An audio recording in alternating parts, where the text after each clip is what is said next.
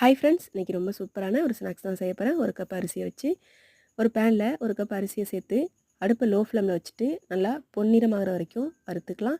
வறுத்த அரிசியை உடனே ஒரு பாத்திரத்தில் மாற்றி ஆற விட்டுடலாம். அதே பேனில் 10 முந்திரி, ஒரு 3 டேபிள் ஸ்பூன் அளவுக்கு வேர்க்கடலை சேர்த்து கொஞ்சம் நேரம் வறுத்துக்கலாம். அது வறுபட்டதும் நம்ம ஏற்கனவே பொரிச்ச அரிசி ஆறிடுச்சு, அதை மிக்ஸி ஜாரில் சேர்த்து அரைச்சிட்டு வந்துடலாம். நல்லா அரைச்சிட்டு வந்ததும் அது கூட அரை டீஸ்பூனுக்கு ஏலக்காய் தூள், ஒரு பிஞ்ச் அளவு உப்பு சேர்த்துக்கலாம்.